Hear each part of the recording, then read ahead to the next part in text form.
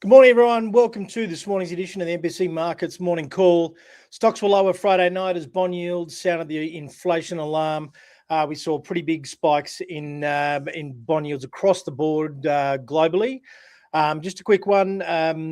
This is general advice only. It does not constitute financial advice. If you need, do not make investment decisions based on this advice. If you need help, go and consult a financial professional.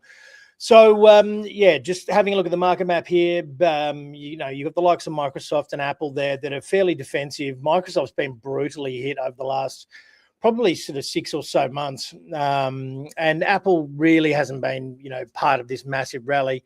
And they are sitting on just an absolute mountain of cash. So we did see oil prices spike overall, and they're, around that... we got that crude WTI at 102 mark there, but I think Brent's around the 110 mark. You can see a big chunk of these chip stocks on the left-hand side there. Nvidia, Broadcom, Micron, which is memory, AMD, which is a bit of CPU, GPU, Intel CPU, Tesla, which has been running with the chip stocks lately, all hammered pretty badly. But surprisingly, some of this software, which has already been hammered, actually, which you can see in the middle cluster there next to Microsoft, has actually rallied up a little bit, because let's face it, the damage has probably largely already been done in those stocks. When you have your sector described as something apocalypse, it's never normally good.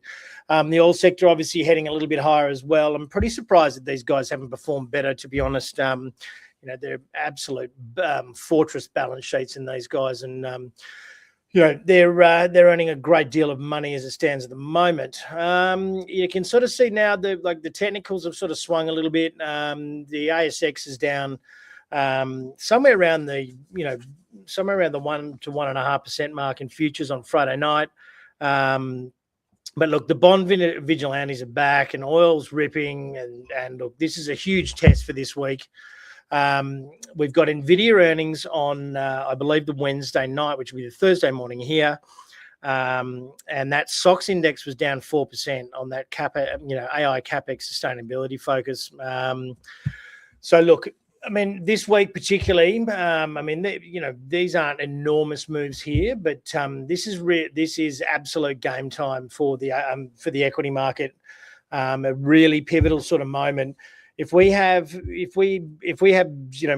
this Hormuz situation continue to lengthen out, which it absolutely looks like it's going to, and then we have Nvidia show any form of bump in the road, negative price action, or anything along those lines, which is a little bit unfair on Nvidia for this whole thing to be all dependent on them. But and then we start to see hot inflation numbers. This thing is absolutely cooked, and I wouldn't imagine that you want to be buying, necessarily buying the dip in that first move down over the next month or so. We had those really hot PPI numbers last week. They're usually a 1 to 2 month lead time into CPI numbers, and we'll see if that happens. But if they go anywhere near, it's going to be a significant blow to the market in future. So they're going to be the big things. There's also a G7 finance ministers meeting in Paris this week, which is sort of today and tomorrow. I don't expect too much to come out of that. We've got Australian, employment numbers this week as well, and a few bits and pieces in terms of the US and global markets, but nothing. I think inflation really and employment are going to be the big dogs, and we just got a little bit of manufacturing, and some fringe numbers over the course of the next week. But I think that we are very, very focused on on Nvidia and on getting to some form of resolution. There was some form of positivity on over the weekend, and we were sort of hoping to see if indice futures would open a little bit higher, just on the back of there being a tariff deal. But it doesn't really appear to be. There doesn't seem to be any sort of movement in those markets at all. As you can see here, gold was down, silver got absolutely trolleyed.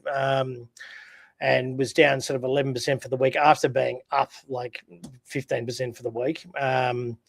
So that was a bit of an odd one. Copper, or basically, these higher bond yields are going to smash risk-on sort of stocks or cyclical stocks, and that's what we saw overall. So even lithium and uranium and the likes are also down as well. So with this has always been bubbling along in the background. For anyone who watches this on a daily basis, I will have talked about it, but the equity market does tend to just breeze through things until earnings is over and put their fingers in their ears and their head in the sand, particularly in the US over this period. So, we had multi-decade highs in some of these UK markets and Japanese markets in terms of bond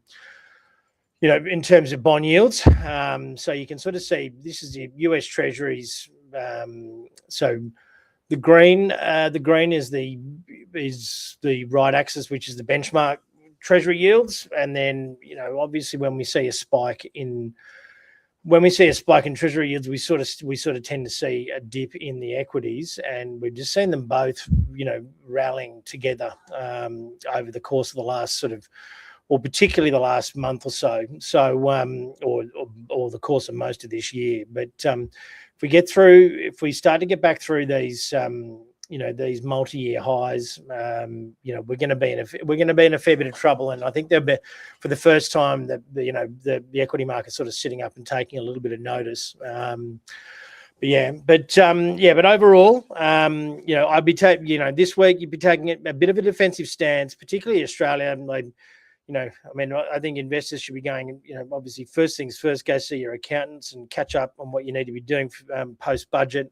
I've got an article on Livewire Markets. You can follow me there, or you can, or you can go to our website as well. We've got some information there coming in from accountants and alternatives for investments. For those of you who don't watch our podcast, you should subscribe now, either on Spotify, YouTube, Apple Podcasts.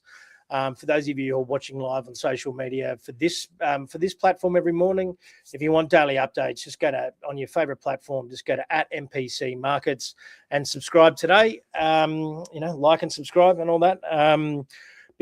Look, big picture is markets are testing. Are going to be testing the downside, I would imagine. So I think this is a bit of a make or break week, really, for global risk. And I think it's a week that you very much need to be agile, because I think a lot of the things that we've been ignoring for the last 2 or 3 months could come home to roost. And all it needs is just a slight catalyst to get shifting to the downside after this very significant rally. So look, guys, have a great day, and we will speak again tomorrow. Feeling lost with investing? Meet Mosaic. Mosaic is MPC Markets' platform that turns confusing markets into clear, actionable guidance for your portfolio. Discover Mosaic today. Portfolio and trade ideas in one place for clients and subscribers, powered by MPC Markets.